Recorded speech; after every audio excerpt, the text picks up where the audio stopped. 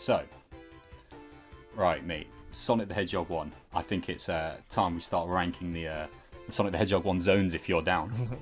The game that started it all. That's exactly it. 1991, right? Wow. But where it all started, as you said, Sonic the Hedgehog 1, right? For the Sega Genesis or Mega Drive, depending on where you're from. Right. Yeah. The sort of format I have in my head here, dude, is that we go through and we look at the worst zones all the way up to the best zones. So start from the bottom and work our way up to the top. And I think there is a debate to be had here, right? And I'm going to make myself sound like a fool on the internet yet again, because everyone knows what the worst zone is, and here I am saying there's two. I'll let you say what your worst zone is, because I'm going to agree with that one, but I have a shout for the other worst zone as well. I don't know why I'm trying to hold back off any anticipation. It's Labyrinth Zone. I like just from I don't think I ever played Labyrinth Zone on the Mega Drive / Genesis version. I don't think I ever played it before. Like I know, like I've definitely watched gameplay of like Sonic the Hedgehog, but I'm just kind of thinking about like in terms of actually completing it. Maybe I haven't. It was bad. Like, it was really bad. And it's like, okay, I'm not an amateur at Sonic, but like, come on. Like, it's really slow. There's just badniks everywhere. They just pop up when you can barely see the little drill from their nose, and they just like pop up. And because you can't really move like you can normally, they'll take your rings, they'll take your shields. I don't know what they were smoking. But yeah, Labyrinth Zone. I think that is a perfectly fine take, and I'm completely okay with this opinion, and it's not one I disagree with at all. Labyrinth Zone is garbage, apart from the theme. If we've discussed the theme, if you guys haven't checked it, we've got a whole theme ranking on Digital Dialect. Go check that out. The theme's great. The level, though, as you've said, enemies everywhere, in bad spots. The spiky balls that are there just to get you. They're not like an obstacle that are well placed. I feel like they're placed in a way that the moment you gain speed, you have to lose it. And if you're already underwater, it feels like an obstacle that you have to wait an eternity for. The movement is so slow and you spend so much time under the water. There's no like escape like there is with Chemical Plant in Sonic 2. But here's my hot take. The special stage in Sonic 1 is also garbage. Like, it is really bad. Like, really bad. Because I've been playing it in the Origins collection, right? And you can use the coins to redo the special stages. I actually had to use them, a fair amount of them, just to do... Because I've been doing the special stages in Sonic 1 as well. And I think I've nearly got 6 emeralds, I think. That's not bad. That's not bad, considering how hard it is. Exactly, yeah. And, oh boy. Yeah, the special stages are really something, and I don't mean that in any good way whatsoever, because it is bad. Yeah, they are. They are. Yeah, like, not only is it like super disorienting, like, I mean, I always remember the special stages kind of going, oh yeah, they were okay, but then when I'm actually got to play again, I'm like, what was I thinking? Yeah, no, they're not okay. Not one part of them are okay. And you know what the worst part is? They made Sonic the Hedgehog 4, and in this game, they decided, which was a bad game anyway, they decided these special stages they want to bring back are this game's. I think they are both.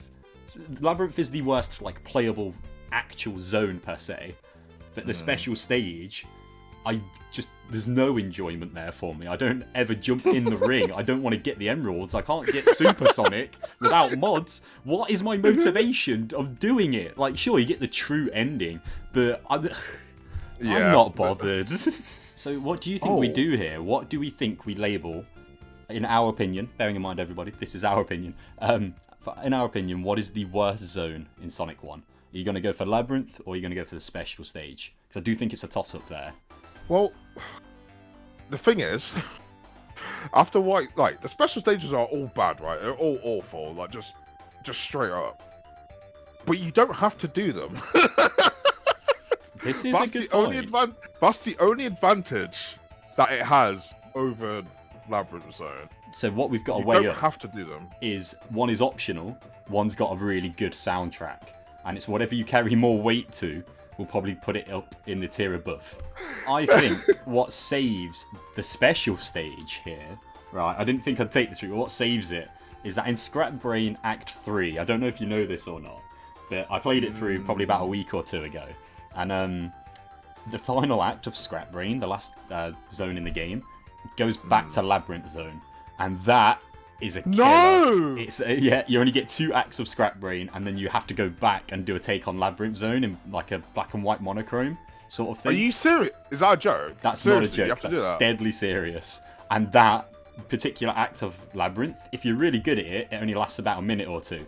But if you're like me and you're good at Sonic in general, but then not great at that particular act, oh my dude, it's the worst act of Labyrinth Zone in the whole game. They brought that zone back. Out of all of the zones they could have done, they brought back Labyrinth. That's like a cruel joke. What is that? I didn't know that was even a thing. It's pain. It's honestly so painful to experience. So I think, right, based on what you said earlier and how I feel about it, I think Labyrinth holds out as the worst zone. But that does make our next decision quite easy. It's guaranteed the special stage. Yeah. For the reasons like I said, we discussed you don't have to do it. So they're bad, but you don't have to do it. That's the only thing that saves it. Yeah, I think that's completely valid. Because when I find myself playing through the special stage, I don't ever have fun. So when I choose to play Sonic 1, guess what? I just choose not to do it. If I ever jump into the ring, I'm like, well, that was an accident because I decided to jump at the end like an idiot. And then you kind of like, well, cool, I will just go straight to the exit. It will probably throw me into it anyway. Preach. Oh, just thanks for that game. Yeah. Wow, nice one. There is a good little system to Scrap Brain where if you take the high route, the level isn't... Like, we started to see what we got more of in Sonic 2 and 3 in Scrap Brain, where there is a high route and a low route. Obviously, a lot of Sonic games... in zones in this game have it, but it feels like it's pretty much left to right a lot of the time in Sonic 1 for me. Like Marble Zone especially, which is the other zone I'm going to discuss here. There are alternate routes, but they all kind of lead back to this main path, it feels like, when I play it, compared to the other two on the Genesis. Out of Scrap Brain and Marble Zone, I mean, I don't remember Scrap Brain being too bad, but again, you just said that the ending of it on the That's what I was going to hint to. That's what I was going to hint to. It goes back to the worst zone. Yeah, and this is my problem with Scrap Brain. So, Scrap Brain Zone, the first 2 acts are fine. There's a lot of stop-start. There's a lot of sort of slow platforming. There's switches. There's a few problems that I have with the zone itself anyway. But as soon as you turn Act 3 into the worst version of the zone we put into the bottom tier... it just kind of ruins it for me. Yeah, I think that's automatically going to be a low tier. It's definitely worse. Just because of that bit, and I didn't even know, it's automatically worse than Marble Zone. Yeah, I think it kind of has to go into that tier, right? Yeah. And it's a shame, really. It's a shame. But I would say that's the last zone in this game that I don't want to play. Yeah. Doesn't mean the others are amazing. Yeah. But that's the last zone that I'm like, okay, I don't really want to play that. It's enough to put me off of playing the zone itself. This tier list I did not make myself, by the way. This is one we got from Tiermaker, and I've noticed they put the first and last boss in the pictures here. I'm comfortable with ranking the bosses, but both bosses I don't put as low as this, so... Yeah. Sonic 1, its bosses were pretty good. There's enough variation there to keep you entertained. But I think Scrap Brain is appropriate there. For me, my next shout, I think there's one that just stands out to me massively, and that's one we've discussed. It's Marble Zone for me. But I do think Marble Zone's in a tier above those bottom 3. So I'm willing to put Marble Zone here, if you are. It's that's fine. Because it like I said, it's slow and kind of annoying, but it's not egregious. Yeah, I completely agree. I think you've put it perfectly. And there's things that stick out to me as well with Marble Zone. So, like, it is slow. You got to wait for platforms to come up and down. Remember the pipes that can crush you, and you have to take your time because of the rhythm that's set. But there are little skips that, if you're good at it, you can do. So where you've got to stand on the block and go across the lava, you can just jump across the platforms at the top there if you're good at it. or the ones that swing. If you really want to, you can damage boost your way. Just get one ring, use invincibility frames, and just run through. Some of the jumping puzzles, you can kind of jump your way through quickly if you know what to expect. It's not quick by any means, but once you know what you're doing, it does at least speed it up. And that's more good consistent level design, I guess, to an extent. Yeah. It's not the level design we want, but it's not bad level design. They tried. Yeah, you know what? Marble Zone is a gold star for effort. I'm completely comfortable with saying that myself as well. I do think the 3 main zones we've got left are the best 3. But I don't think any of the bosses are quite equal, so I have a feeling it's probably the bosses now. Right. But I don't know which one I prefer. I quite like the first and last boss of this game, personally. I think I'm going to put the last boss next. Maybe. What's your thoughts? So again, it's not like it's a big epic finale like when you get Supersonic and Hypersonic and Sonic 3 and Knuckles and you're in space. It's nothing like it's not quite like the Death Egg in Sonic 2 either. Yeah, exactly. So it's like I think this goes here then. I kind of want to put the bosses next to each other. How do you feel about that? Yeah. But maybe like this way around. Yeah. Because like one of the first bosses it's just easy. Just straight up, it's incredibly easy. A great introduction, also, isn't it? It's a great introduction. Exactly. Yeah. It's like it's dodge and hit. Dodge and hit. It teaches you the mechanics of what's to come perfectly. And I think it's enough of a challenge for, say, when I was younger especially, or anyone that's not used to platformers or especially Sonic, that it will kill you if you aren't at least doing the pattern it wants you to do. Yeah. If you just try and hit and damage boost your way through, you can do it, quite obviously. But if you're not used to doing it, it will punish you for it, and I quite like that. But then, as you said, it is easy. You can get it done easily in, like 30 seconds? That's a complete random guess, but it doesn't take long, because it is quite an easy boss. Like, at least narratively, not always mechanically, but narratively, they kept upping the how good the boss was rooted into that sort of story as you went through the game. I think Sonic 1, it's not really that much of... There's not much of a narrative there. It's good versus bad. It's mechanical versus nature. Then obviously when we get to Sonic 2 and 3, we can discuss that a little more. But I think this boss perfectly represents that mechanical side versus that natural side as you go through it. And it's a decent final boss. It's fine. I like it. But it does leave now our top 3. All 3 of these zones I do like, so I'm going to be struggling a little bit here, a little bit. Okay. But I do see a weakest. I wonder if you see the same one. Is it gonna be Spring Yard? It is going to be Spring Yard. We agree, so I'll put that there. Spring Yard's got the best theme in this game. Just want to point that out.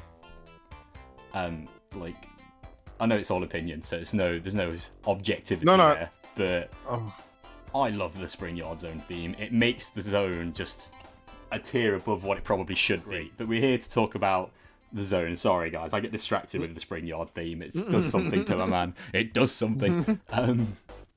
Yeah, I like this. You can go quick. There's a high route. There's a low route. There's good platforming segments.